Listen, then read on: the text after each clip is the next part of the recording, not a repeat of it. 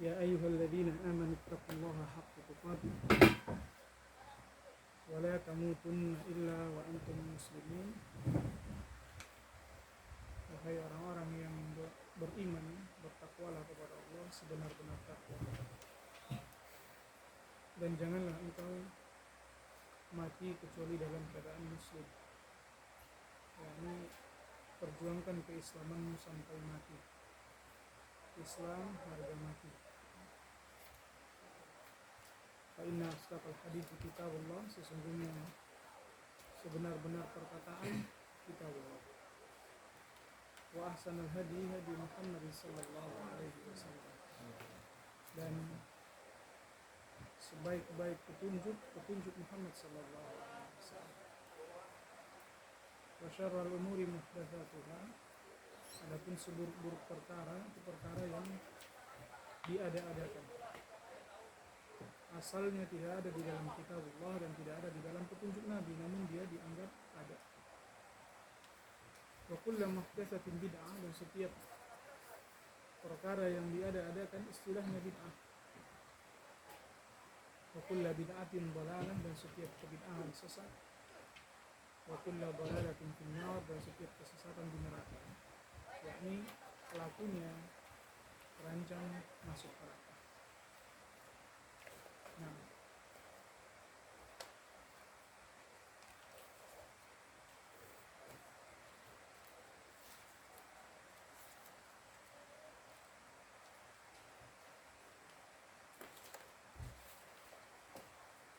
baik, al-asatidah al-fudala al-aizza rahimani wa rahimakumullah jami'an.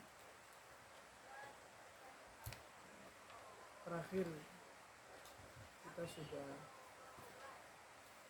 bahas kaidah yang kedua ya,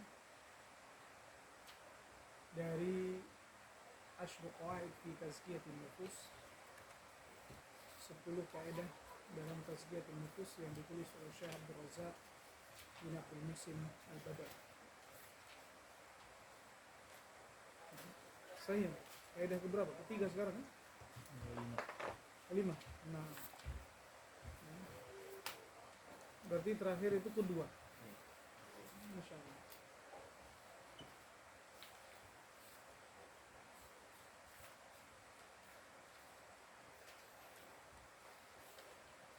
Ya, ini ana bagikan buat antum kitabnya,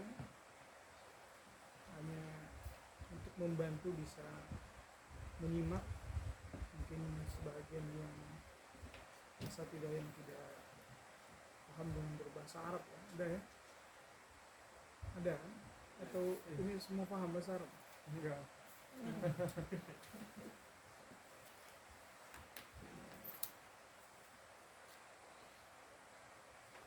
Berarti kalau kaidah yang kelima, sebelumnya kita sudah selesai kaidah terkait bahwa pokok tazkiyatun nufus itu adalah tauhid. Kuncinya adalah apa?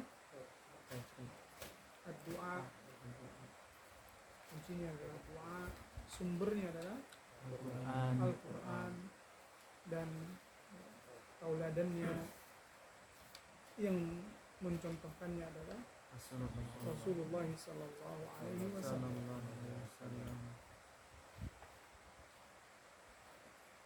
Maka tindakan yang pertama yang kita lakukan tadi itu info-infonya, khabarnya terkait teori. Nah, ini dia, ini bahan-bahannya, ini siapa, sumbernya dari mana, siapa yang harus kita jadikan contoh. Maka baru sekarang masuk apa? Kita mulai mengamalkannya atau proses daripada prakteknya. Maka kaidah yang kelima ini, yang pertama kali kita lakukan adalah takhliyah. Karena tazkiyah itu adalah takhliyah wa tahliyah. Ya, sama-sama ini ya, bedanya cuma kha dengan ha. Ya, ada titik takhliyah, ini mengosongkan.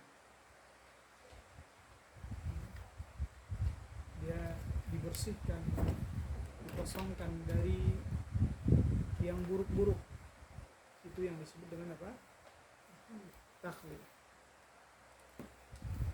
Makanya di dalam kitab kita itu bisa buka di halaman 25. Hakikat kesucian adalah mengosongkan jiwa terlebih dahulu. Yang pertama, kalau di dalam bahasa Arabnya bitatwiriha anir radha'ili wal ma'asi wal dunub, yaitu dengan membersihkannya dari hal-hal yang hina, maksiat dan dosa. Tsumma tahliyatuha ba'da dzalika bi fi'li ta'ati wal qurbat. Barulah setelah itu kita isi. Jadi tahliyah mengosongkan, tahliyah mengisi. Baru kita isi dengan amalan ketaatan dan ibadah. Karena kalau masih ada keburukan atau kemaksiatan di dalam jiwa kita, kemudian ingin mensucikan jiwa, ini tentunya sangat berat, tidak bisa konsisten, karena tidak mungkin bisa dicampurkan antara al-haq dan batil. Wala talbisul haqqa bil batil. Seseorang yang memang benar-benar ingin membersihkan jiwanya, dia harus bersihkan dulu dari kehinaan, kemaksiatan, dosa. Apa cara paling simpel untuk membersihkan itu semua? Taubat. Karena Nabi SAW bersabda, at-taibu minadz dzambi kaman la dzamba lahu. Orang yang bertaubat dari dosa seperti orang yang tak punya dosa. Berarti sudah bersih. Tentunya terpenuhi di dalamnya syarat-syarat taubat. Apa syarat taubat? Yang pertama, benar-benar menyesali perbuatan dosa. Perbuatan dosa yang sebelumnya dia lakukan benar-benar dia sesali. Kemudian dia benar-benar bertekad untuk tidak mengulanginya. Jadi kalau taubat masih ntar kalau ada kesempatan maksiat lagi, ini tidak taubat namanya. Walaupun seandainya nantinya dia terjatuh lagi, mungkin ada awalnya dia sudah benar-benar tekadnya kuat untuk tidak melakukannya, namun di saat keimanan lemah dia terjatuh lagi, tapi dia taubat lagi. Yang ketiga, dia harus barengi dengan kebaikan. Dia bilang taubat tapi nggak mau diajak untuk melaksanakan amalan-amalan kebaikan. Ini berarti bukan taubat.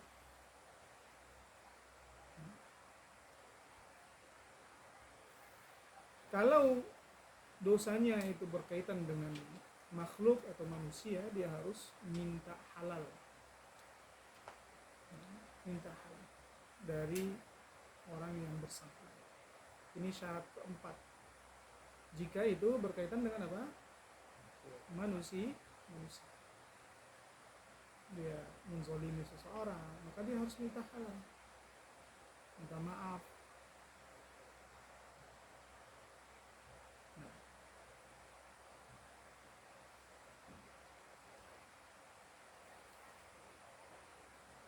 Allah Subhanahu wa ta'ala berfirman, "Khudh min amwalihim shadaqatan tutahhiruhum wa tuzakkihim biha wa shalli 'alaihim."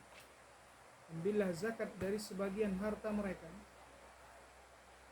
Dengan zakat itu kamu membersihkan mereka dan menyucikan mereka, dan doakanlah mereka. Makna tutahhiruhum ini isyarat ila maqamit takhliyati anis sayyi'at bitadhhirihim minadz-dzunub. Ada isyarat untuk apa? Berhenti melakukan perbuatan buruk, karena hal itu dapat membersihkan diri dari dosa. Tutahhiruhum. Jadi dia berhenti. Ada sedekah. Sedekah itu sebagaimana yang disebutkan oleh Nabi SAW bahwa dia akan membersihkan dosa-dosa. As-sadaqatu tudfi'us sayyi'at, ya, menghapuskan dosa-dosa sebagaimana air memadamkan api. Ada api yang membara dipadamkan oleh air. Maka ibarat seperti itulah sedekah kita itu membersihkan apa? Dosa-dosa. Makanya di dalam ayat ini Allah sebutkan tutahhiru min amwalihim shadaqah. Nah, ini juga diantara cara simpel membersihkan sedekah. Makanya kenapa di dalam Al-Quran Allah ceritakan tentang orang-orang yang bermaksiat, yang melihat diri mereka ini merugi di akhirat. Mereka minta, laula akhartani ila ajali,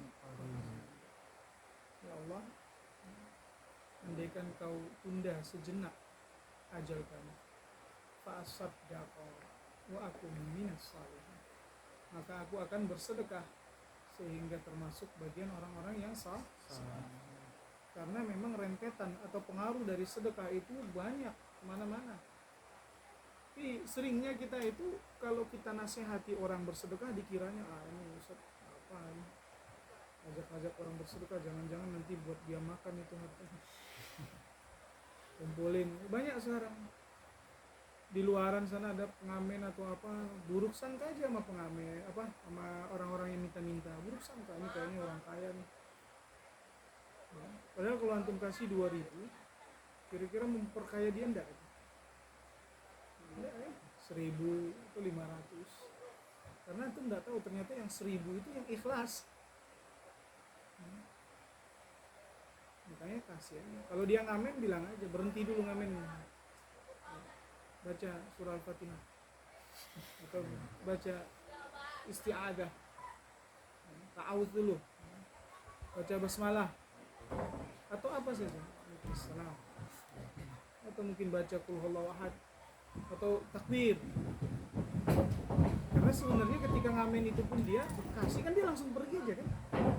Coba antum berhenti musiknya, berhenti gitarnya, ya, takbir la ilaha illallah, la ilaha illallah, kasih 500, kasih 1.000. Pernah diterapi? Terapi. Jadi sekalian dakwah. Dia mah kalau antum kasih dia mau aja. Intinya kasih aja. 1.000 orang-orang ngamen itu, tapi dia suruh jangan ngamen. Orang-orang yang meminta-minta, karena itu akan membersihkan hati kita. Apalagi masjid nih, masjid IDN. Antum jangan sampai nggak punya saham di sini. Antum gurunya di sini nggak punya saham di masjid. Kalau ngalir terus, dan kita nggak tahu apakah 10 tahun, 20 tahun IDN di Pamijahan ini ada. Walaupun berapa? 100.000. Kebanyakan 100.000. Udah 200.000 aja. 500.000 kan.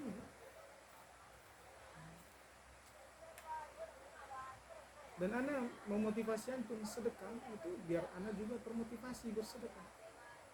Tentu ketika balik dari sini itu langsung sejauh itu motivasi asati dan bersedekah. Antum sudah bersedekah dulu. Jangan sampai antum masuk bagian orang-orang yang kabura maqtan 'inda Allahi an taqulu ma la. Walaupun ayat ini masuk kepada perkara yang wajib, yang ngajak orang-orang untuk melaksanakan yang wajib, tapi dia tidak melaksanakan.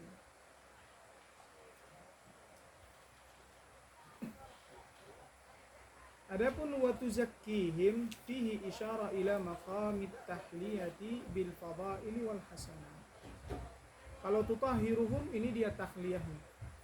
Adapun tuzakkihim inilah dia tahliyahnya, baru dihiasi. Jadi ada isyarat untuk mengisi kekosongan jiwa dengan melakukan perbuatan mulia dan kebajikan.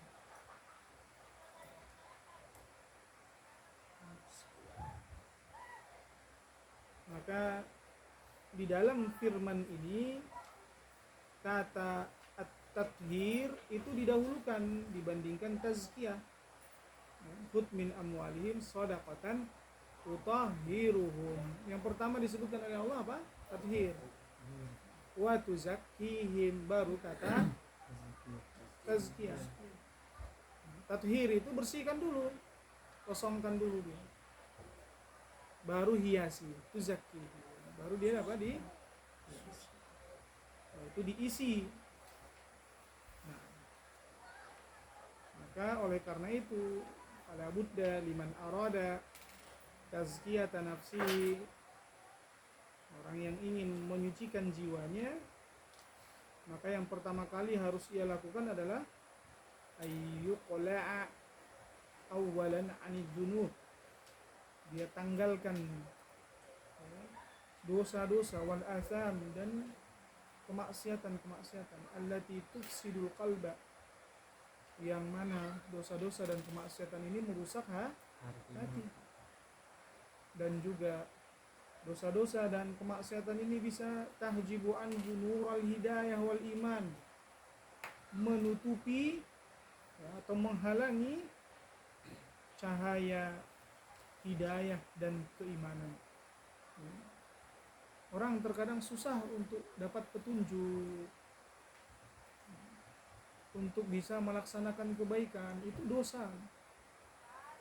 Walaupun dia mungkin di kelas sama murid-muridnya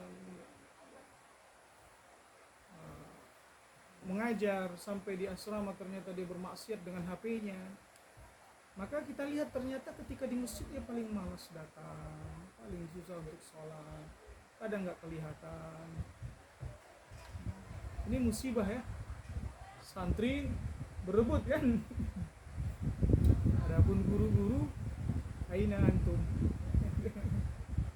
Ini jangan-jangan memang santri lebih di saat kondisi seperti ini mereka lebih dekat kepada Allah karena mereka nggak pegang HP. Sedangkan asal tidak megang HP, yang membuat terkadang yang paling banyak menjatuhkan seseorang dalam dosa kesendirian itu HP. Dan itulah penyebab terbesar su'ul khatimah, mati dalam keadaan buruk. Mati dalam keadaan buruk itu apa penyebab terbesarnya? Maksiat dalam kesendirian. Jadi maksiat sendiri, maksiat dia. Nah ini yang akan membuat dia mati dalam keadaan buruk, su'ul khatimah. Dan maksiat dalam kesendirian yang paling banyak dilakukan oleh manusia di zaman sekarang ini dengan HP, smartphone.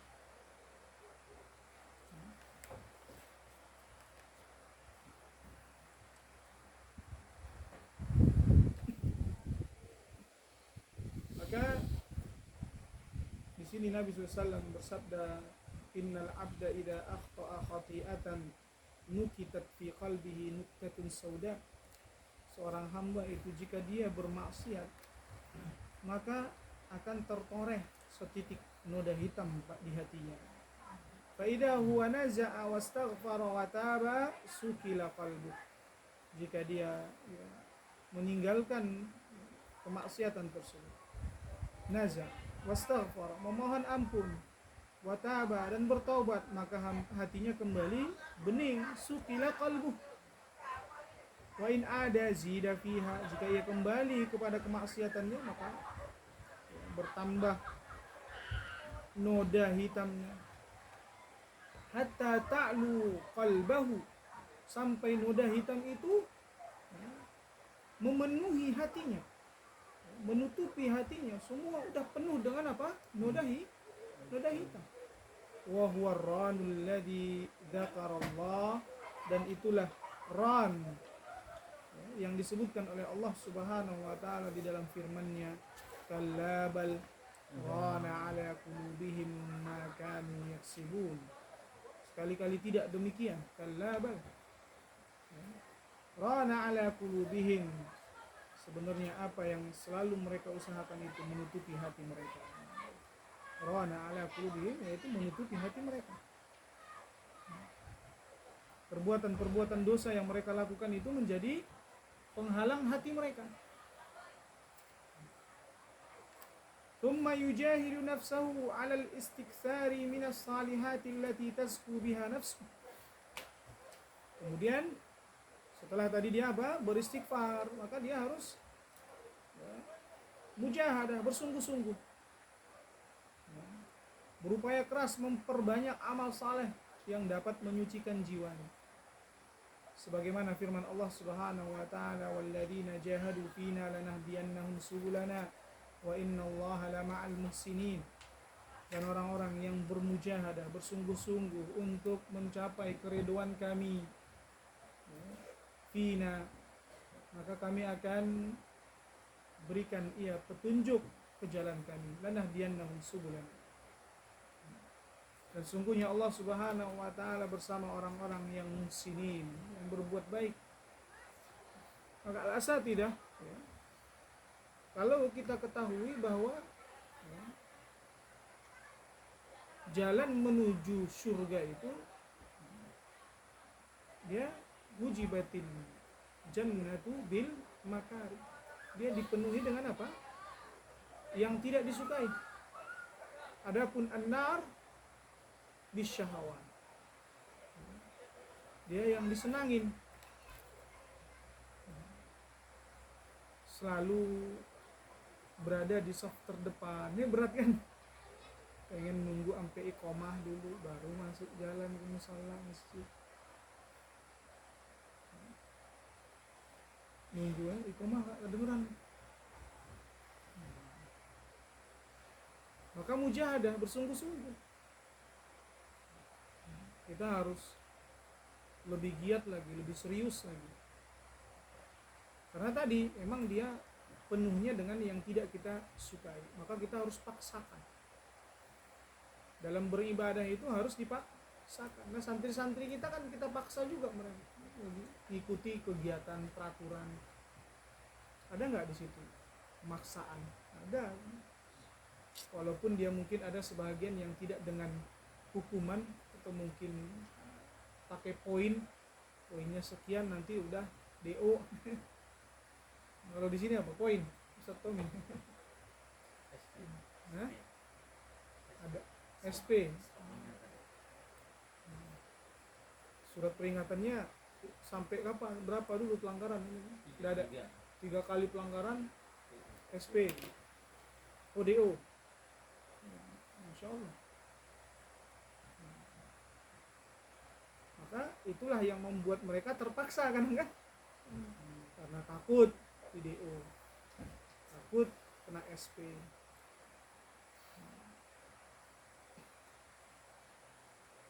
Al-Imam Ibnu Taimiyah rahimahullah mengatakan fatazkiyatu wa in kana asluhan nama wal barakah wa ziyadatul khair fa innama tahsulu bi izalati syarr. Tazkiyah ini walaupun asalnya dia itu adalah tumbuh keberkahan atau bertambahnya kebaikan, namun ia juga bisa diraih dengan menghilangkan keburukan. Falihada sarat tazakki yajma'u hada wa hada. Maka jadilah tazkiyah itu menghimpun antara menambah kebaikan dengan menghilangkan keburukan. Hada wa hada maknanya apa? Yajma'. Tadi asalnya tazkiyah itu adalah menambah kebaikan, namun bisa juga dengan apa? Menghilangkan keburukan. Makanya tadi takhliyah, hilangkan keburukan. Ini yang pertama. Baru tahliyah, yaitu mengisinya dengan amalan kebaikan. Gimana? Bisa tidak membosankan? Jangan sampai seperti dongeng ya ayat-ayat Al-Quran ini ya. Mana Ustaz ayatnya itu? Waidah apa? Qalu asatirul awwalin. Mana ayatnya? Awalnya? Waidah kuliat. Naam. Idza tutla alaihim ayatuna qalu atau qala. Qalu ya. Qalu asatirul. Jika dibacakan kepada mereka ayat-ayat Allah, mereka mengatakan ini adalah dongeng-dongeng orang dahulu. Nah ini kita harusnya takut kalau pas lagi kajian begini tidur, jangan-jangan kita termasuk bagian orang-orang kafir tuh. Dibacakan Al-Quran tidur, bacakan hadis-hadis tidur, ya. Jangan-jangan waduh ada sifat kufuran di sini. Kalau dibiarkan terus-menerus tumbuh kafir beneran. Sahih. Nah dia awalnya sifat-sifat dia. Nah, orang-orang munafik kan kenapa ada nifak amali dengan nifak i'tiqadi? Nifak itu ada dua kan, kemunafikan. Nifak amali dengan nifak i'tiqadi. Amalannya orang-orang munafik itu nifak amali. Ada berapa amalan mereka itu? Ada 5. Dalam sebuah hadis disebutkan 3. Tidak haddatsa kadzaba, berdusta. Wa ada akhlafa, berjanji ingkar. Wa idza tumina khana, jika diberi amanah dia berkhianat.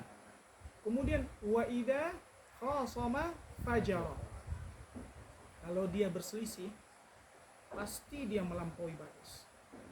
Jadi dia berselisih dengan seorang muslim, udah itu setiap apa dia cela, dia gibahin, dia kata-katain, itu terus. Ini sifat orang munafik itu. Dia berselisih, tapi dia nggak bisa adil dengan ya saudaranya yang muslim itu. Lihat para salaf itu kalau mereka berselisih nggak suka gibahin. Setiap ketemu dengar suara, dengar nama orang ini disebut, langsunglah dia sebutin kekurangan-kekurangannya. Dia itu mah gini.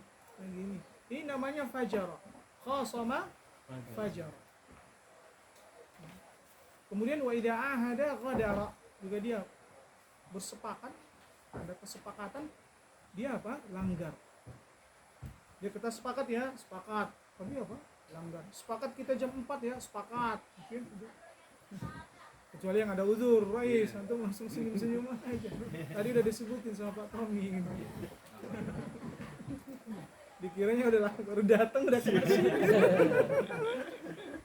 Enggak. Karena memang pas materinya itu tadi Allah takdirkan. Nah, ya. Nah, itu baru permulaan biasanya. Yang 5 ini baru kebiasaan seorang muslim. Jika dia kebiasaan lakuin 5 hal kemunafikan ini, kesenangan, lama-kelamaan munafik beneran. Awalnya dia dusta ke orang, lama-kelamaan mendustakan Al-Quran. Nifak i'tiqadi itu ada berapa? Nifak i'tiqadi, nifak akbar ini kan. Ya kan ada 6 ya? Ada 6. Membenci Rasul, membenci sebagian yang datangnya dari Rasul, kemudian mendustakan Rasul, mendustakan sebahagian yang datangnya dari Rasul. Ini mudah ngafal ya kan? Mendustakan Rasul, mendustakan sebagian yang datangnya dari Rasul. Kemudian, nah yang kelima keenamnya ini balikannya. Kelima keenam, yang kelima dia senang kalau kaum muslimin dihinakan. Senang dia. Kaum muslimin direndahkan, senang dia. Ini munafik akbar ini. Dan dia benci kalau kaum muslimin jaya. Ini keenam. Ini disebutkan oleh Syekh Abdullah bin Ibrahim Al-Qara'awi di dalam kitab beliau Al-Wajibat. Jadi kembali tadi awalnya itu tadi apa? Dia mungkin agak menyepelekan, lalai dalam membaca atau mendengarkan, menyimak Al-Quran. Tapi dia biarkan tumbuh, lama-kelamaan jadi apa? Kekufuran. Sehingga kalau ada nanti orang yang menegur dia dengan ayat-ayat Al-Quran, mah nggak gitu gitu. Jadi nolak dia, dustakan. Ada orang yang menasihati dia dengan menyebutkan hadis-hadis Rasulullah, dia nggak taslim. Taslim itu apa? Udah dia serahkan, udah. Naam sahih. Ana minta maaf. Terkadang enggak, dia debat. Dia pikirkan karena dia punya hafalan juga Al-Quran, dia cari-cari pembelaan dengan Al-Quran. Disebutkan di hadis ini begini. Padahal dia tahu sebenarnya enggak seperti itu penjelasan. Ini musibah. La'ab. Berarti dia apa? Mempermainkan ayat-ayat Al-Quran. Dia jual itu dengan apa? Harga yang murah. Dengan thamanan qalila. Untuk apa? Pembelaan terhadap diri dia gitu. Dunia waliya gitu. Nah, itu tadi yang ke-5. Ada pertanyaan untuk yang ke-5? Udah cepat ya. Kamu macam ini untuk antum. Udah untuk antum. Pak Ketua sama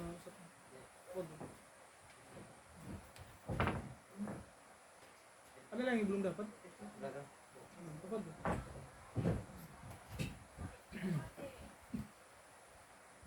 Tuh saksi masih aja.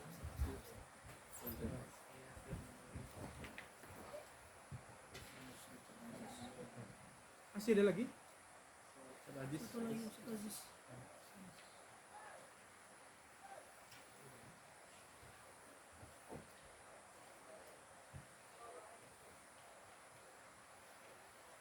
Ada pertanyaan bisa tidak?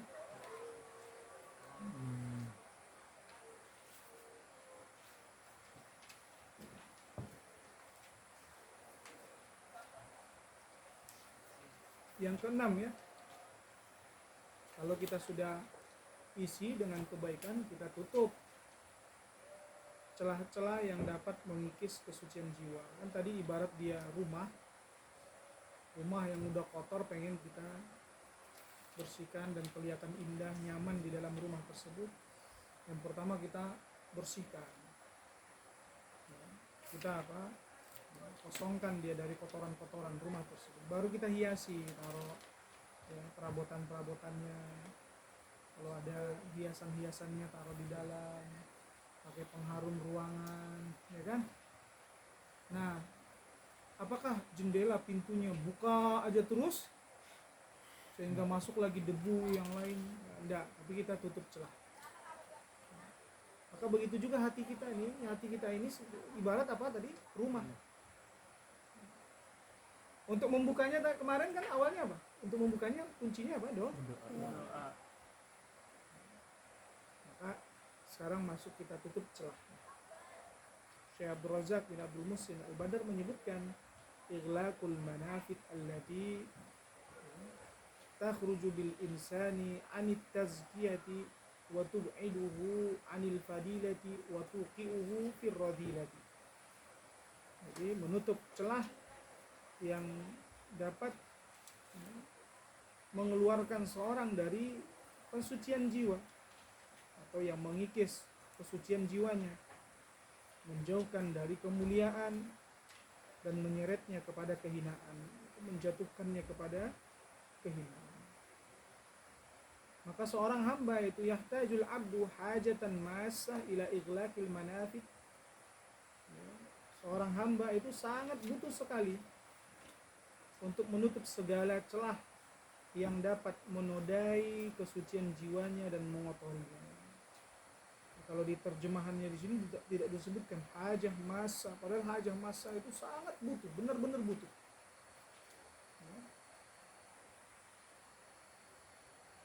Waqad duriba lana fi sunnati mathalun yubayyin khuturata wulujil abdi fima yudayyi'u alaihi dinahu. Dan di dalam as-sunnah itu sudah terdapat perumpamaan masal, perumpamaan yang menjelaskan bahaya yang didapatkan jika seorang hamba melibatkan diri dengan perkara yang dapat merugikan agamanya. Jika dia menjatuhkan atau mengaitkan dirinya dengan perkara yang dapat merugikan agamanya, ini sangat berbahaya. Dan ada masalahnya, ada perumpamaannya. Maka dalam sebuah hadis Rasulullah SAW sebutkan, daraballahu mathalan, Allah Subhanahu wa taala memberikan sebuah perumpamaan, siratan mustaqima, jalan yang lurus, wa ala jambatai sirat surani, dan di kedua sisi jalan tersebut ada dua pagar, fihima abwabun mufattahah, yang di pagar-pagar ini ada pintu-pintu yang terbuka. Jadi jalan lurus, samping kiri kanannya ada pagar, di pagar ini ada pintu-pintu yang terbuka. Wa 'alal abwabi suturun murha, dan di atas pintu tersebut ada tabir yang menjulur ke bawah. Jadi ada penutupnya, ada tabirnya. Wa 'ala babis sirati da'in, dan di atas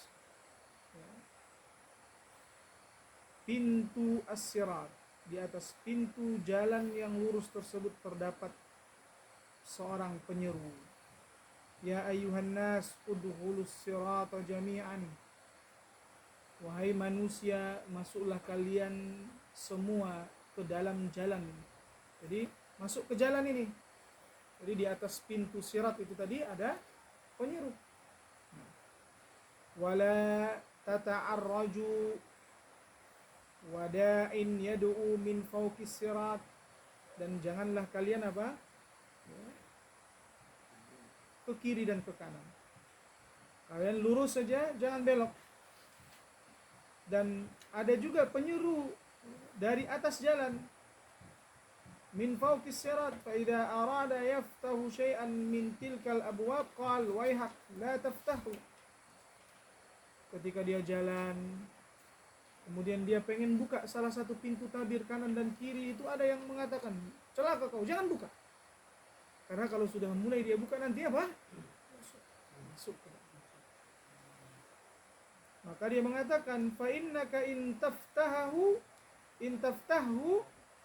talijhu. Karena kalau kamu buka, maka kamu akan masuk ke dalam. Wassiratu al-Islam, yang dimaksud dengan jalan tersebut adalah Islam. Wassurani hududullahi ta'ala, adapun pagar kiri dan kanan itu adalah batasannya Allah. Sampai situ batasnya, jangan antum lewati, jangan masuk dari pintu, itu berarti antum sudah melampaui batas.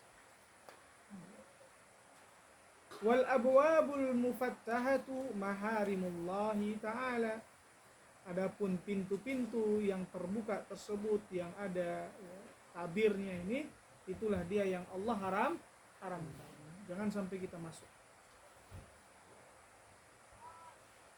Wa dzalika da'i ala ra'sis sirati kitabullah, adapun penyeru yang di atas jalan yang lurus itu adalah kitabullah. Wadda'i min fawqis sirati wa'idullahi fi qalbi kulli muslim, adapun penyeru yang berada di atas jalan, kalau tadi di atas pintu as-sirat, sekarang penyeru di atas jalan, itu adalah penasihat Allah yang Allah sisipkan, penasihat yang Allah sisipkan di dalam hati setiap manusia. Jadi hati kita ini kalau fitrahnya masih benar, ada ngarahkan. Makanya dalam sebuah hadis Nabi SAW itu katakan, istafti qalbak, minta fatwa hatimu. Jadi kalau seandainya antum udah tahu nih ilmunya, tapi mungkin antum masih antara dua pilihan, maka mana yang lebih menenangkan? Istafti qalbak. Ini senyum-senyum, dua pilihan sini bukan akhwat ya. Mikirnya langsung ada senyum-senyum. Ya. Jadi terkadang ada dua pendapat dalam masalah fikhiyah, furu'iyah. Antum lebih tenangnya bersedekap atau menjulurkan tangan saat tidak. Antum sudah baca dalil kedua ulama yang menjelaskan. Antum lihat, antum pikir. Nah di situ baru antum istafti qalbak, minta fatwa hati. Jangan pula minta fatwa hati tanpa dasar ilmu. Ini bukan minta fatwa hati, itu minta fatwa ke syaitan. Karena syaitanlah dia gurunya orang-orang bodoh. Ini berarti atas dasar kebodohan. Tapi berilmu dulu. Terkadang terjadi di mana lebih tenang dengan bersedekah. Maka ketika sami Allahu liman hamidah, dia bersedekah. Lebih tenang. Maka antum tidak bisa memaksakan orang lain seperti antum. Sering kita itu dihadapkan dengan masalah, katanya ini usul, ini pokok agama, ada dikatakan furu', itu cabang agama. Gimana yang dimaksud dengan pokok agama dan cabang agama? Sebagian memang mengatakan pokok agama masalah akidah, cabang agama berarti masalah fikih. Tidak seperti itu. Ada juga masalah fikih yang menjadi pokok agama, seperti mengusap di atas khuf. Nah, Ustaz Umi kemarin mengusap di atas khuf itu menjadi pokok agama karena dalilnya, nasnya qat'i.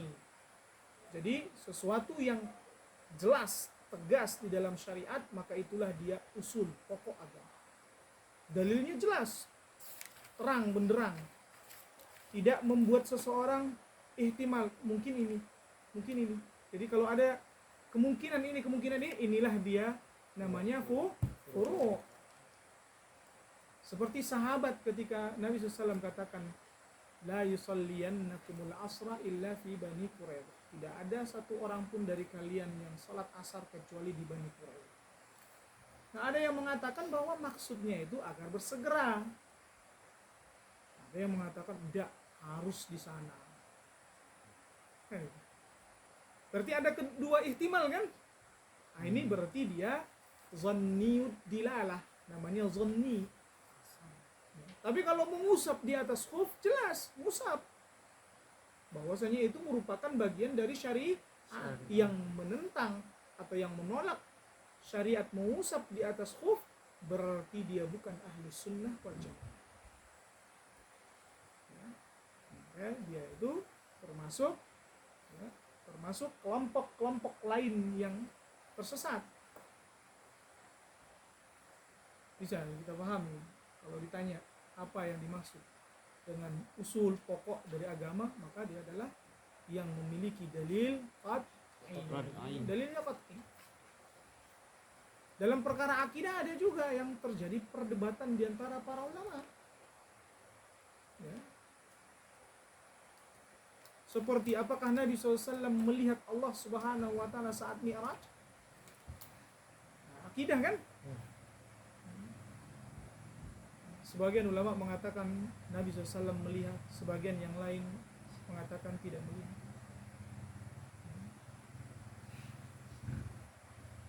Berdasarkan hadis yang dari Hudzaifah ibn Yaman, nurun anni ara,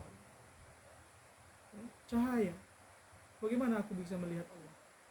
Kata Nabi SAW ketika dia bertanya, apakah kau melihat Rabbak? Atara Rabbak, apakah kau melihat Rabbu? Maka Rasulullah SAW mengatakan nurun anni.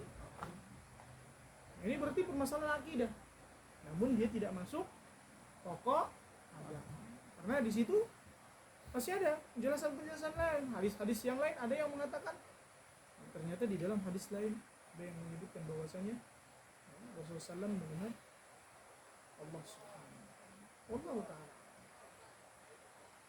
Maka itulah permisalan yang disebutkan oleh Rasulullah SAW terkait menutup celah. Ada celah itu kan, setiap pintu-pintu ada celahnya nggak? maka tutup dia dengan ini. Jangan coba-coba buat buka aja, jangan. Ini antum kalau browsing ada apa ini, astagfirullah. Oke, sekarang kita lebih berat cobaannya dibandingkan orang-orang zaman terdahulu. Sekarang maksiat itu seperti ditawarkan. Banyak marketing, orang-orang marketing untuk kemaksiatan sekarang ini, masya Allah. Dalam segala hal antum pengen dengerin, sebenarnya antum pengen apa? Dengerin penjelasan Syekh tentang ini. Datang iklan, klik. Jadi dengerin masyaykhnya 3 menit, entah apa-apa itu 30 menit. Atau bahkan 3 jam. Allahul musta'an. Allahul musta'an.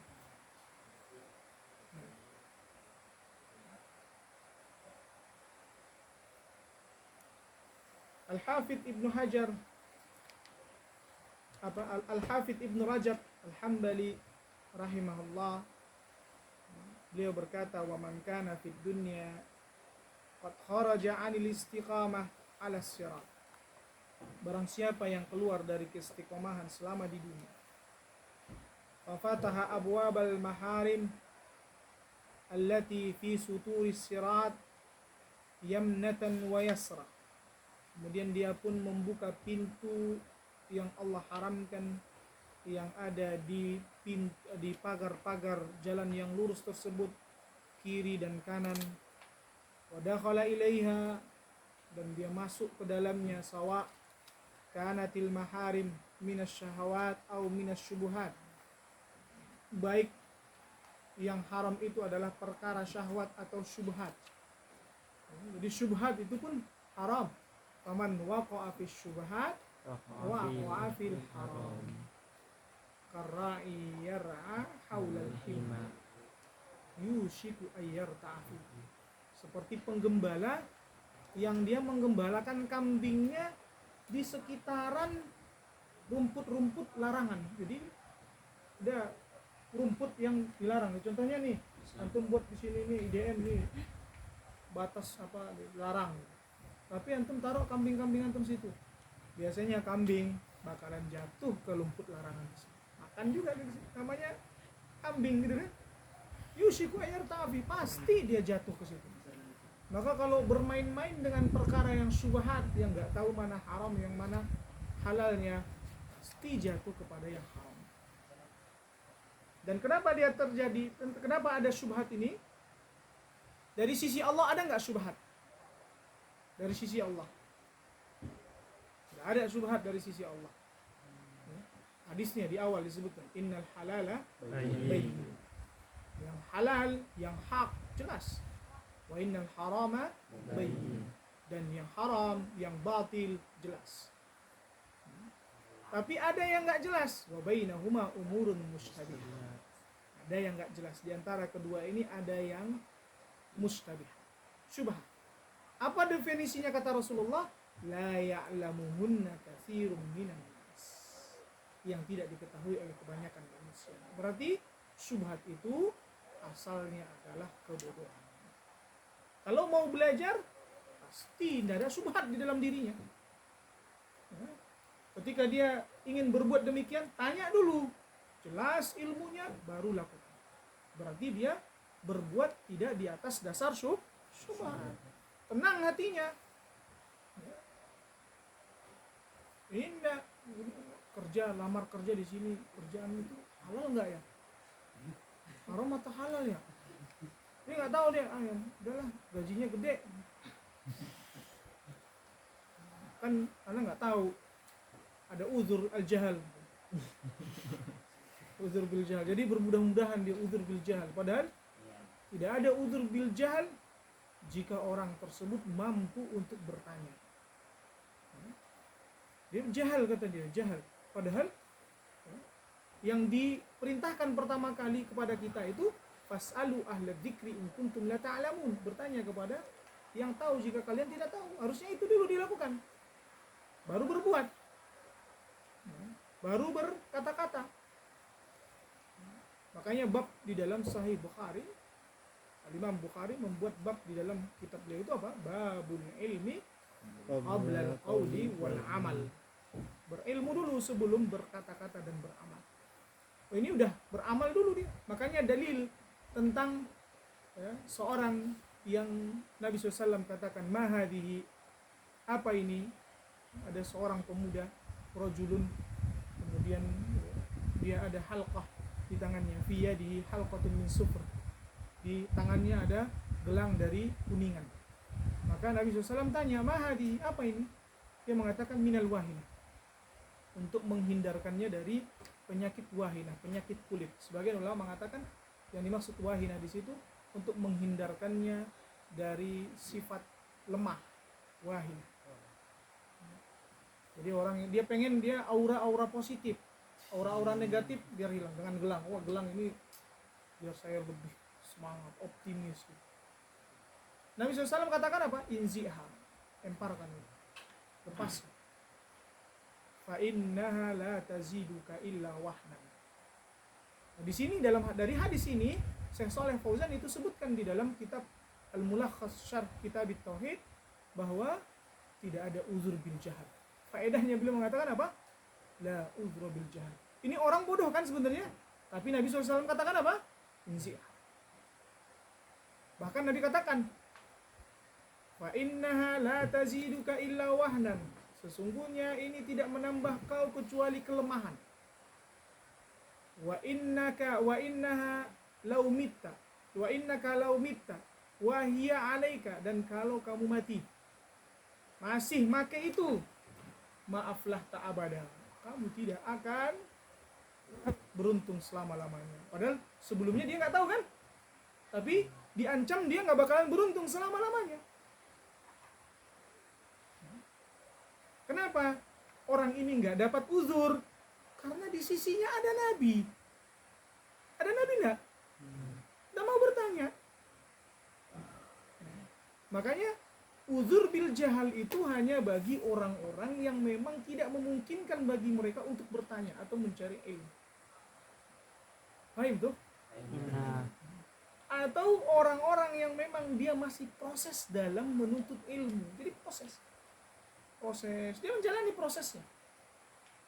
Tapi belum sampai ke babnya, dia terjatuh ke kesalahan yang belum, dia masih proses. Kayak orang-orang yang baru masuk Islam, terkadang masih sebagian bercampur ya kesyirikan, kekufuran dalam amaliyahnya, tapi dia masih proses belajar.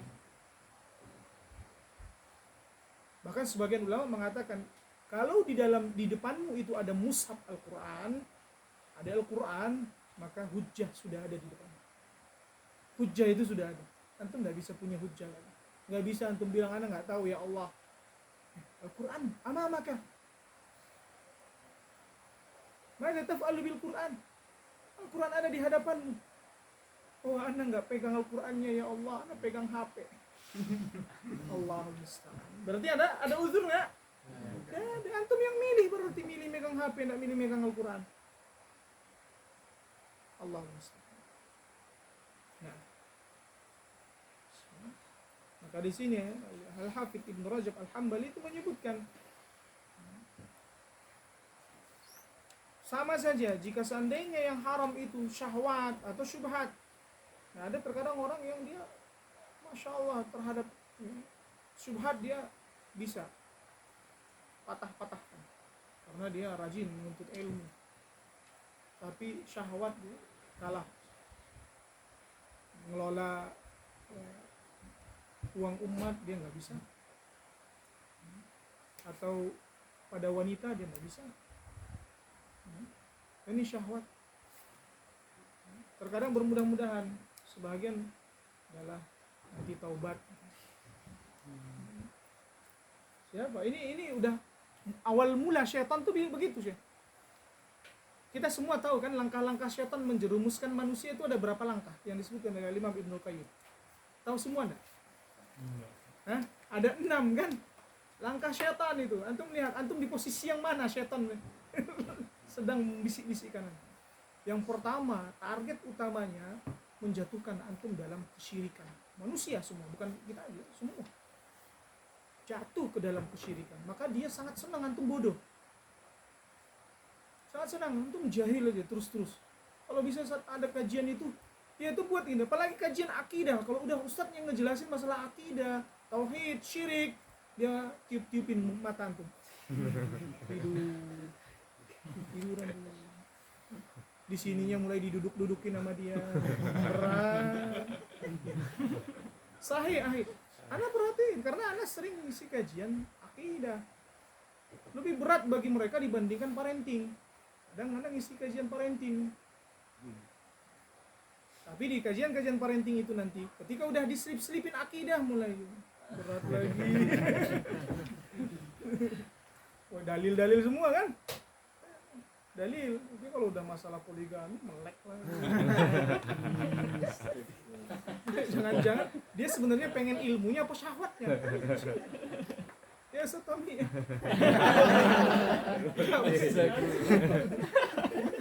Bukan beliau, lu mau ketawa kenceng gitu. Itu yang pertama. Yang kedua, kalau dia nggak bisa goda antum untuk atau goda seseorang itu untuk terjatuh dalam kesyirikan, maka dia goda terjatuh dalam kebid'ahan. Kenapa kebid'ahan Ustaz gitu ya? Karena semua kesyirikan yang ada di muka bumi ini asal mulanya dari kebid'ahan. Bukan dari kemaksiatan itu, semua awalnya bid'ah. Contohnya ziarah.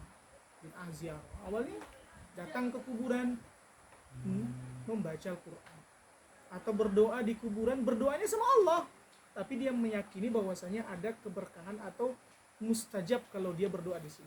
Doanya sama Allah dia. Tapi pernah nggak itu seperti itu dilakukan oleh Nabi SAW? Berarti kan dia bid'ah kan, karena mengada-ngada.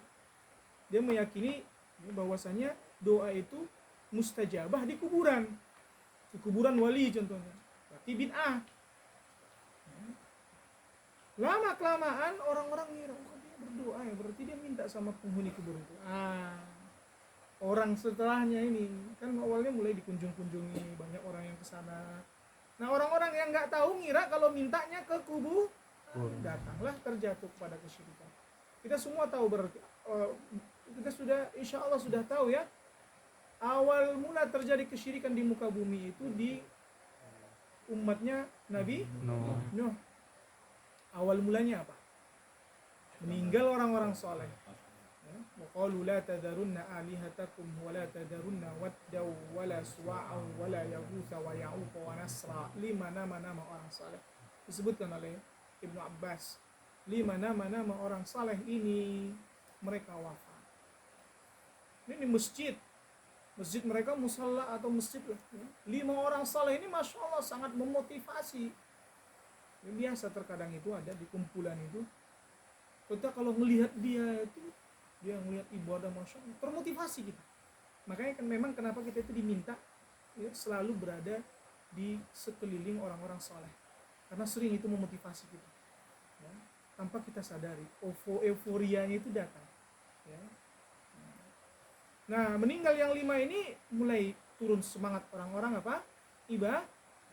Barulah syaitan bisikin, buat aja lah, tempelin gini kayu, tancepin, tulis itu namanya suwa.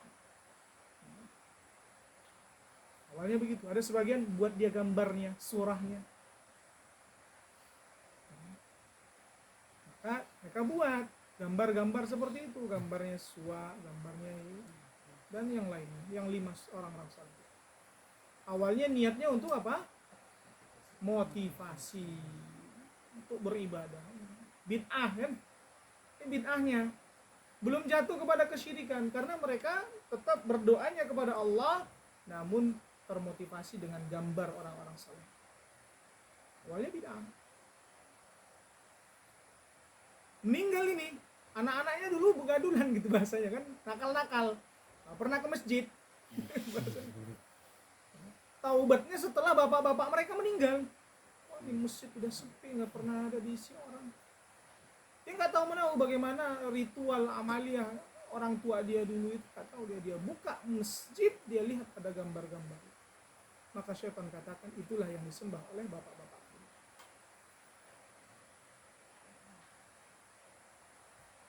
Nah, itu awal mula syirik. Makanya jangan bermudah-mudahan dalam perkara bid'ah. Itu langkah yang kedua yang disenangin oleh syaitan. Langkah yang ketiga terjatuh dalam dosa besar.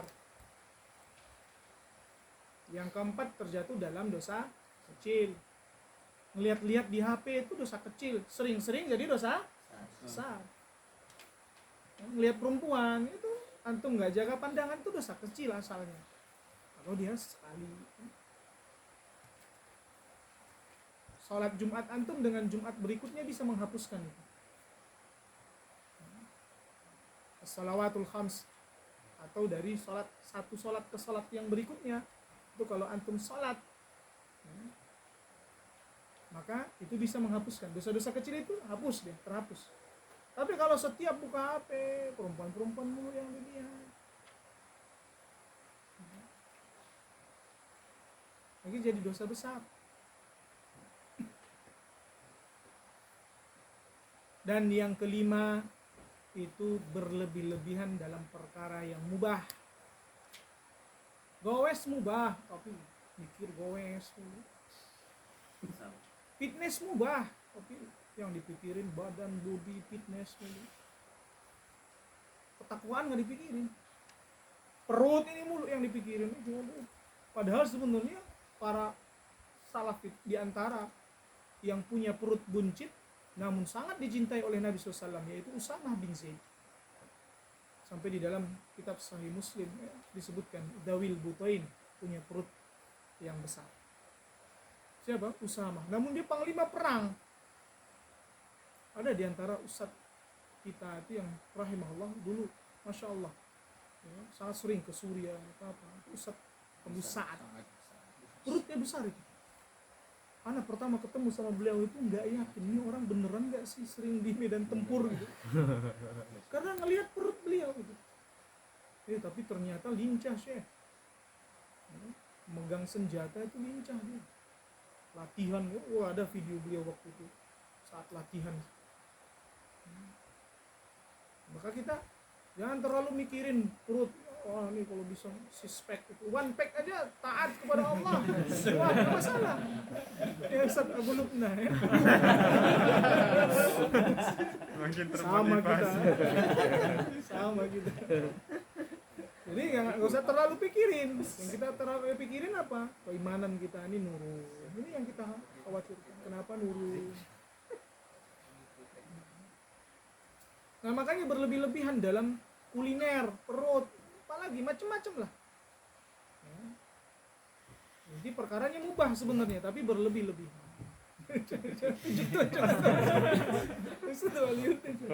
Itu nggak tahu, beliau mungkin bukan itu tujuannya. Pengen sekali doang, bukan pengen berlebih-lebihan.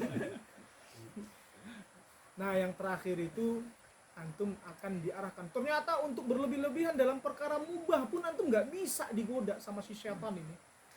Maka dia akan jatuhkan antum untuk mengedepankan yang penting dan meninggalkan yang lebih penting. Dalam perkara agama ini penting semua, Syekh. Asal tidak, perkara agama pasti penting semua, tapi antum lebih mengedepankan yang penting dan meninggalkan yang lebih penting. Ternyata itu juga antum sudah terjatuh ke langkah jeratnya Syekh.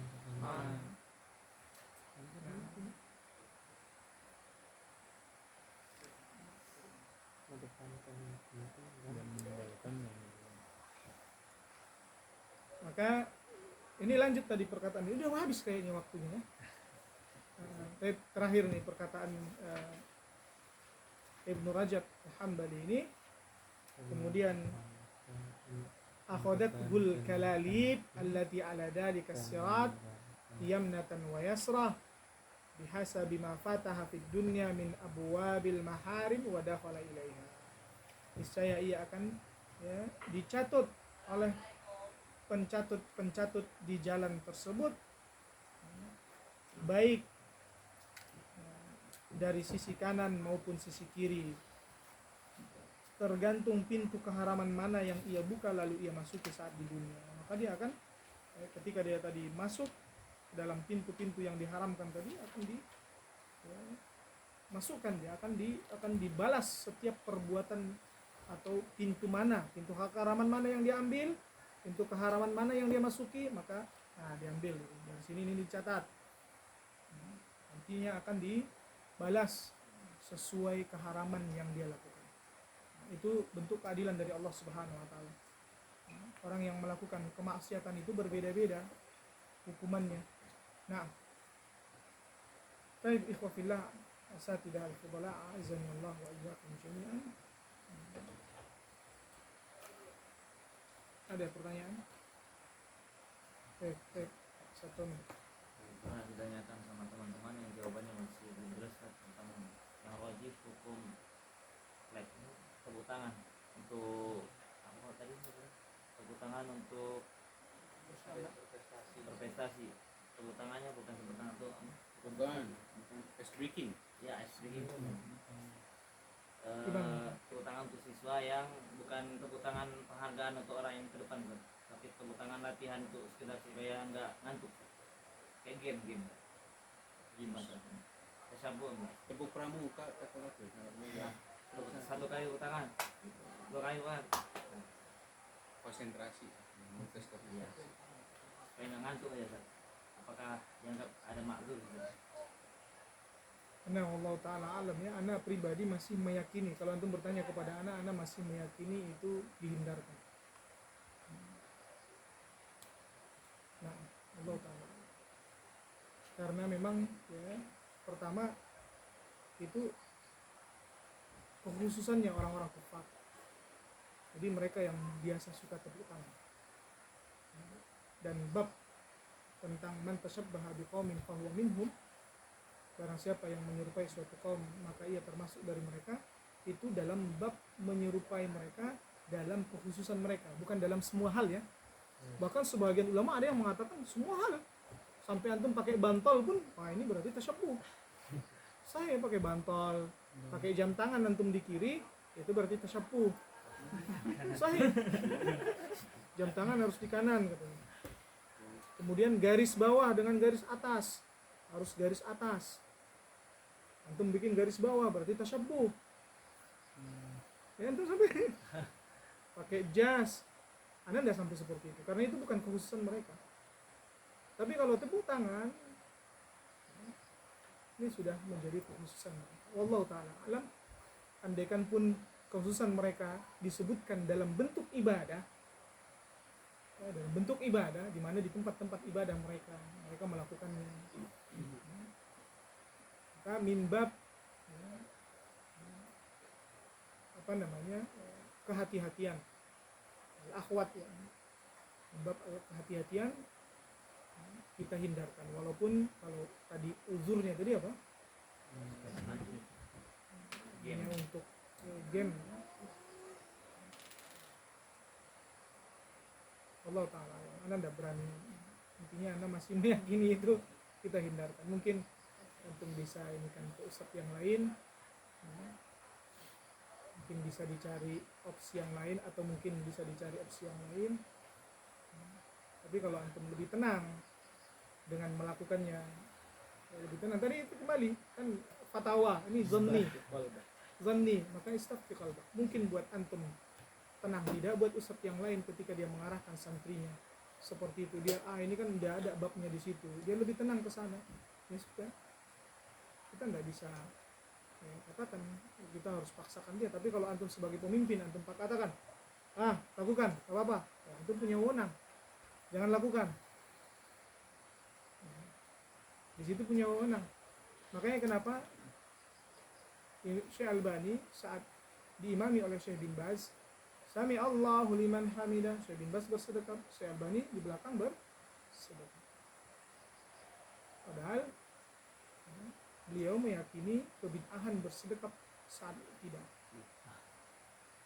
Saat ditanya, beliau mengatakan innama ana ma'mum, aku ini ma'mum. Begitu juga di sini Ustaz. Mungkin ada di antara antum bawahan yang berbeda pendapat dengan atasan antum dalam perkara fikhiyah. Contohnya Ustaz Abu Lubna mungkin meyakini ini boleh, antum meyakini tidak boleh. Tapi karena antum bawahan, antum harus ikut ke atasan. Dan atasannya akan mempertanggungjawabkannya di yaumil qiyamah. Kan tadi dia mengikuti situ. Selama antum di dalam kepemimpinan ini, maka antum mengikut ke atasan. Jangan bikin fauda, jangan bikin apa? Bikin kurasa busuk. Jadi santri semua jadi bingung, mana nih ustadz ini bilang begini. Apalagi nanti wah ini ustadz diniyahnya punya wibawa tersendiri. Wah jadi apa ujung-ujungnya? Dari manajemen mau nggak mau udah keluarin aja. Itu kan ujung-ujungnya. Terakhir dikaitkan, wah ustadz-ustadznya diniyahnya pada ini misalnya bermasalah atau apa. Padahal sebenarnya terkadang dalam masalah itu di khilafiyah. Kalau dalam sudah masalah kepemimpinan ada di situ khilafiyah. Tadi apa ijtihad dia. Ijtihad. Kecuali masalah usul. Masalah usul ini berkeyakinan tentang akidah Itsna Asyariyah contohnya. Jangan yakini. Berkeyakinan bahwasanya meminta kepada Husain boleh, dia suruh antum semua minta kepada Husain. Wah ini antum udah keluar. Ya. Kan itu udah masalah akidah pokok utama dia. Atau khuruj pada pemimpin berontak ya, dengan senjata. Nah, Allah Ta'ala. Nah, ada lagi pertanyaan lain? Fadhil, Ustaz Lubna. Terkait ini deh. Mungkin sudah terkait kalau kita sepakati kalau musik itu haram bagi kita ya. Cuman ada beberapa subhat memang kalau anak sendiri sih memang lebih condong ke baik itu tanpa ada alat musik, nah itu tetap haram gitu. Cuman yang anak baru tahu di sini tuh ada yang menghalalkan terkait musik tapi tanpa ada alat musik gitu. Melakukan saja saya tapi tanpa ada alat musiknya itu apakah diperbolehkan? Nah, kalau musik itu sudah ijma'. Imam An-Nawawi pun menukilkan bahwasanya ijma' mazhab Hanafiyah ulama semua ijma' haram. Mazhab Malikiyah, Syafi'iyah, Hanabilah haram.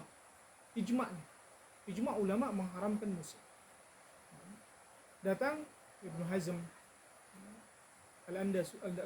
Al-Andalusi dari mazhab Zahiriyah, ya, kemudian beliau ya, kesendirian di sini syad, qaulun syad kalau dibahasakan di dalam kitab-kitab fikih Bidayatul Mujtahid itu dikatakan dia itu apa?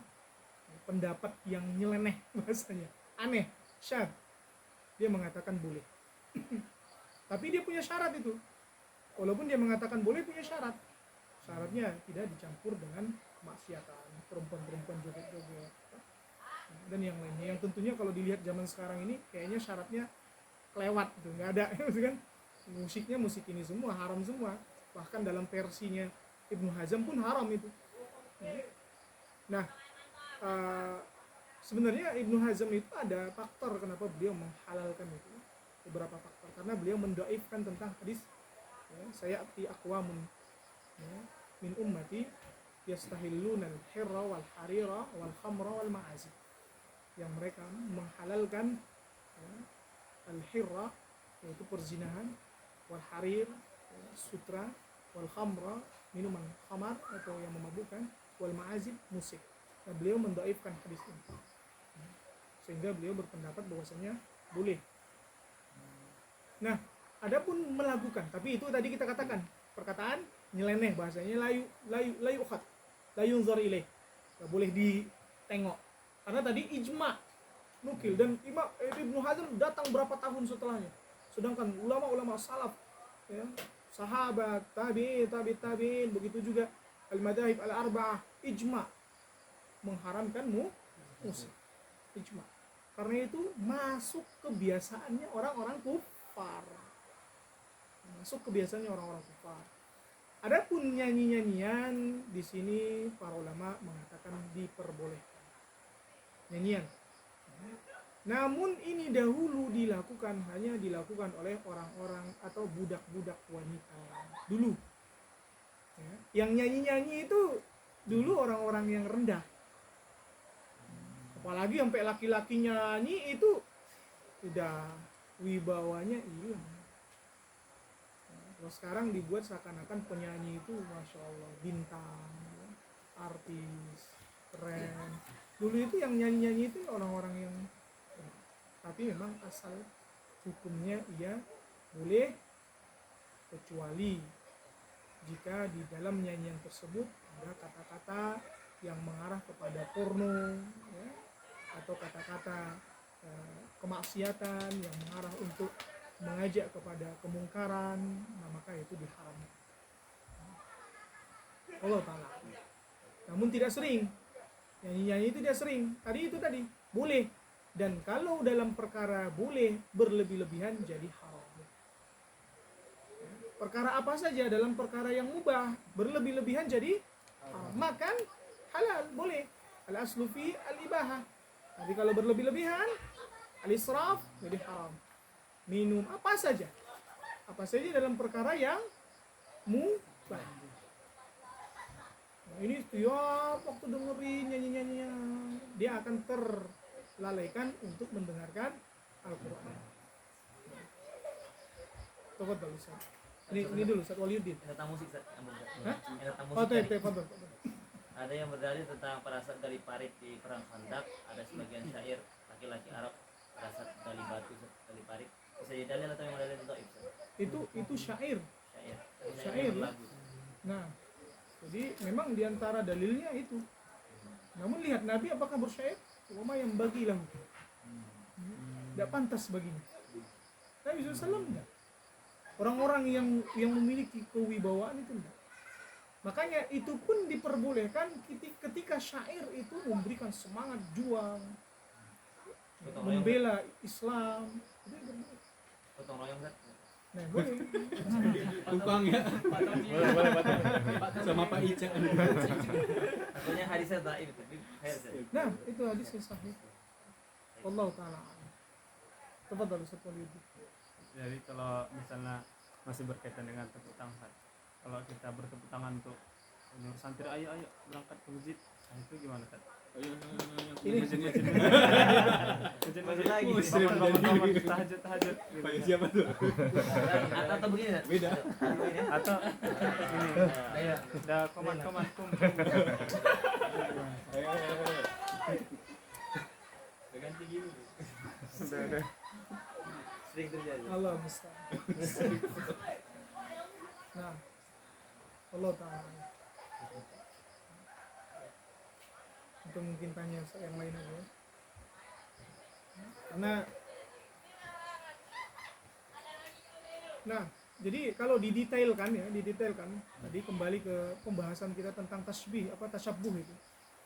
Karena memang tasyabbuh itu dalam perkara yang menjadi kekhususan orang-orang kufar. Sebenarnya tepuk tangan ini kekhususan mereka dalam hal apa? Ibadah mereka. Sehingga kita dilarang untuk tepuk tangan itu.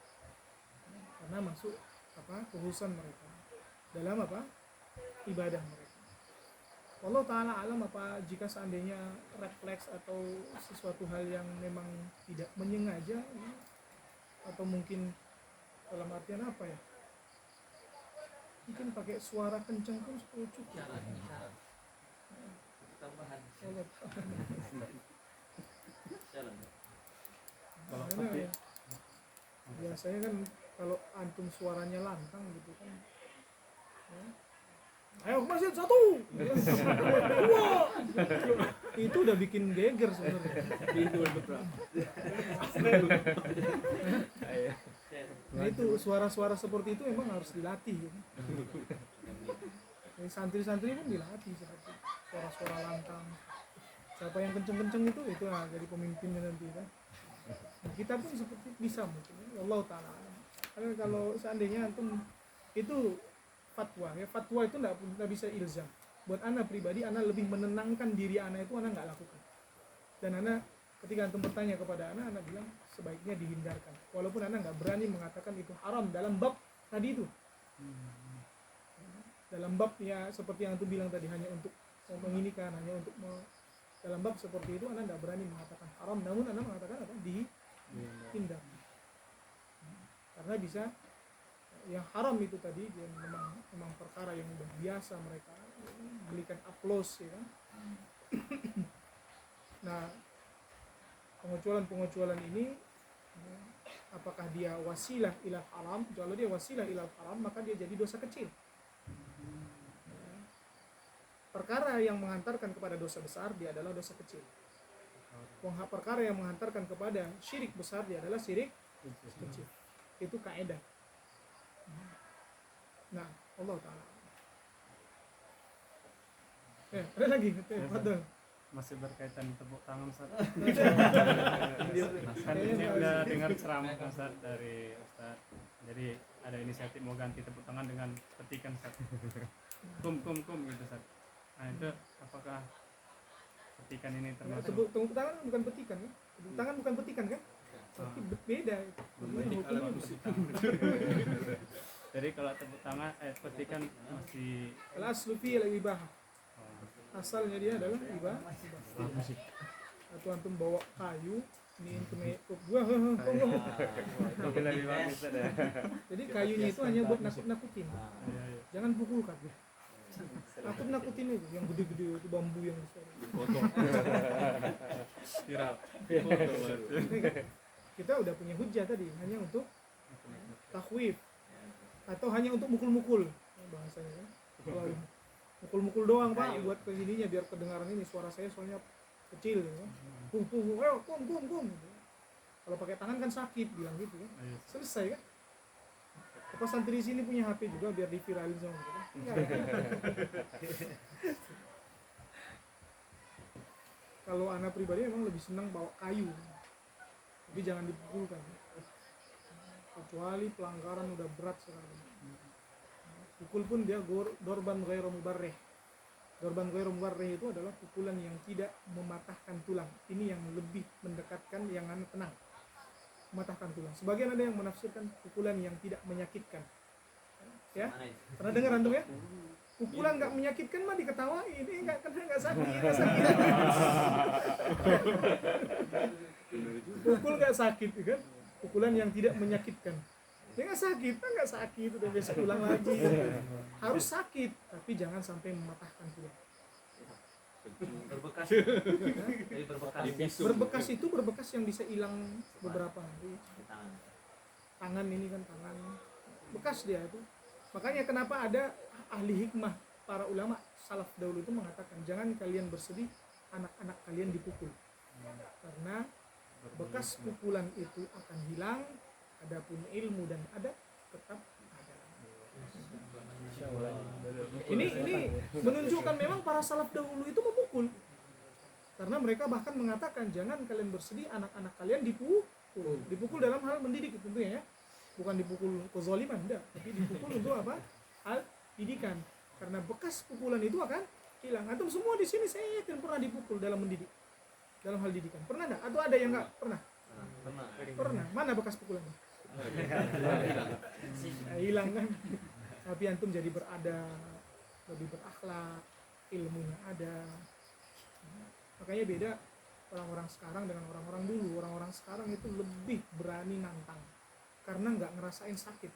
Dan keyakinan anak pribadi diantara manfaat dari memukul itu agar menghadirkan rasa takut kepada Allah. Jadi pukulan-pukulan di dunia aja udah seperti itu. Antum udah sakit, udah gemetar. Gimana nanti adabnya Allah di akhirat. Tapi ingat itu 10 tahun ke atas. Dan perkara yang memang sudah berat. Anak 10 tahun ke bawah belum layak untuk dipukul. Makanya di antara penjelasan penerapan tauhid, kan tauhid itu berapa? 3. Dan tauhid ar-rububiyah, asma wa sifat itu antum kenalkan udah dikenalkan sebelum umur 7 tahun itu udah mulai dikenalkan. Tentang ibadah kapan? 7 tahun kan. Yang pertama adalah salat. Ibadah itu udah mulai dikenalkan ketika umur 7 tahun. Nah, dalam ibadah ini ada 3 hal yang harus terpenuhi kan. Setiap ibadah kita harus ada apa? Roja, khauf, dan mahabbah. Roja harus ada rasa berharap kepada Allah, harus ada ya, rasa takut, dan harus dibarengi dengan kecintaan kepada Allah. Kalau antum beribadah 3 hal ini tidak ada, maka kalau hanya roja saja, khaufnya tidak ada, dikhawatirkan antum jadi murji'ah. Kalau hanya khauf saja tidak ada rojanya, dikhawatirkan antum akan terjatuh ke dalam khawarij. Tapi kalau khauf saja, tidak ada roja, tidak ada khauf, ini antum jadi seperti orang-orang sufi. Ya kan? Mereka nggak takut itu neraka, nggak apa-apa ke neraka kata mereka. Yang penting ya, engkau ridho kepada aku. Berarti dia seakan-akan salah dalam memahami tauhid rububiyah. Allah Subhanahu wa taala tidak pernah ingkar janji, mustahil. Allah menjanjikan orang-orang yang Allah ridhoi, Allah masukkan ke surga. Ini dia bilang, walaupun kau masukkan aku ke neraka, asal kau ridho kepadaku ya Allah, aku terima.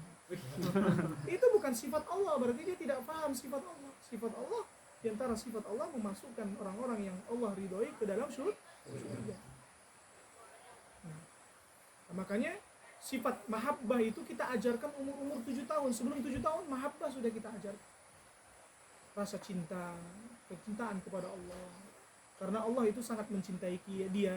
Kita katakan ajarkan tentang mata yang Allah ciptakan untuk dia, tangan. Ya, beberapa penjelasan yang anak dengarkan dari masyayikh itu, cara mengajarkan terkadang tutup mata anakmu. Coba tutup matanya. Buat di depan dia itu beberapa warna. Tutup matanya. Ada apa yang kelihatan? Hitam, Mak. Atau hitam di. Nggak ada yang kelihatan ya? Nggak ada. Coba buka. Nah, ada kelihatan, ada warna-warna. Nah, yang menciptakan matamu itu Allah, sehingga kamu bisa melihat berbagai warna. Itu anak-anak 7 tahun itu ajarkannya begitu. Sering perdengarkan dia lafaz Allah. Karena yang pertama harus kita ajarkan itu apa? Tauhid, iman. Dalam hadis itu yang diriwayatkan oleh Ubadah ibnu Samit, bahwa dahulu kami yang pertama diajarkan oleh Rasulullah SAW adalah al-iman, imanan yaitu tauhid, baru al-Quran. Maka tatkala kami mempelajari Al-Quran, bertambahlah keimanan kami. Ada dulu imannya dulu, baru dia belajar Al-Quran. Ini nggak ada langsung ke Al-Quran, belum ada tumbuh keimanan. Mau gimana bertambah keimanan? Karena Al-Quran itu untuk menambah keimanan. Adapun pengajaran, penanaman keimanan itu sebelum mereka diajarkan Al-Quran. Nah, ini di mahabbah ini ya, umur-umur sebelum 7 tahun. Rojanya 7 tahun sampai 10 tahun. Ajarkan ar-roja di situ. Itu berharap dengan sholat. Kan udah mulai diajarkan kan sholat. Tadi dia diajarkan cinta. Bahwasanya Allah cinta. Bahwasanya kita cinta kepada Allah. Kita harus cinta kepada Allah. Allah sangat mencintai kita. Nah, umur 7 tahun. Nah, kalau kamu ingin menggapai cinta Allah, laksanakan perintahnya. Kamu diperintahkan untuk sholat. 7 tahun kamu sudah harus diperintah sholat. Maka laksanakan perintahnya. Ini untuk menggapai cinta Allah. Ya.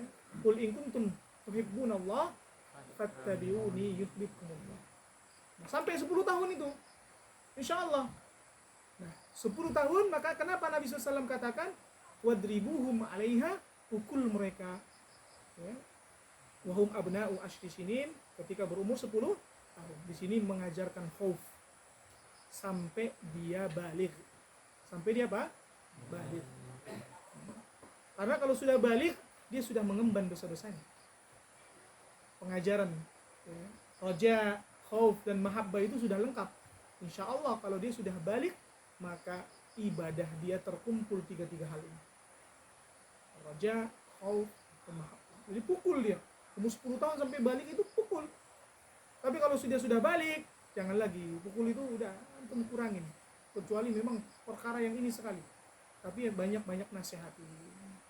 Karena banyak anak-anak itu mulai berani nantang orang tuanya. Dia dipukul di umur yang sebenarnya dia sudah dewasa. Dia sudah balik. Jadi berani. Badan dia kan sudah ini kan, berotot, berisi. Kepalanya sudah lebih kuat dari bapaknya. Ya, dipukul sama dia nggak terima. Mau balas pukul. Jangan. Kalau umur 10 tahun sampai balik dia masih takut mau lawan. Karena badan dia masih kecil. Baik, Allah Ta'ala alam. Kita cukupkan sampai di sini ya. Subhanakallah wa bihamdika. Assalamualaikum warahmatullahi wabarakatuh.